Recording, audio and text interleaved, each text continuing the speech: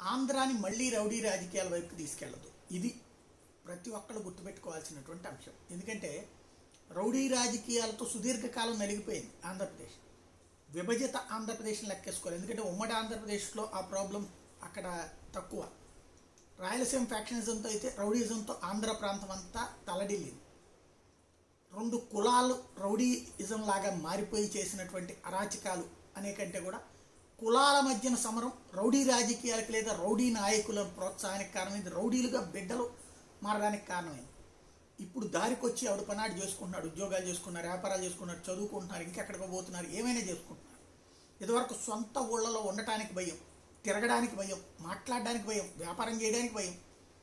ఆ స్థాయిలో ఎవడో ఒక నాయకుడి దగ్గర అనుచరులుగా బ్రతకాల్సి వచ్చింది. ఆ నాయకుల పేర్లు చెప్పుకుని బ్రతకాల్సి వచ్చింది. చివరికి వాళ్ళు తినే తిండికి కూడా ఆ నాయకుల పేర్లు చెప్పుకోవాల్సి వచ్చింది. ఆ స్థితి, దిగజారిన స్థితి నుండి మొట్టమొదట రౌడీజాన్ని కంట్రోల్ చేసే ప్రయత్నం చంద్రబాబు గారి టైంలో జరిగింది. దాన్ని రాజశేఖర రెడ్డి గారు కూడా కొనసాగించారు.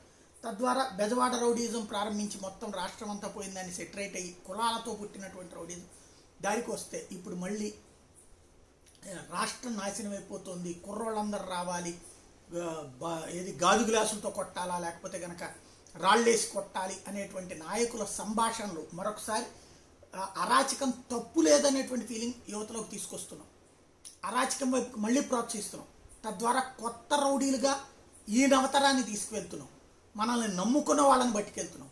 ఈ దరిద్రం వైపుకి తీసుకెళ్లకుండా ఉండాల్సిన బాధ్యతను మనం విస్మరిస్తున్నాం. అది ఆలోచించుకోవాల్సి ఉంది.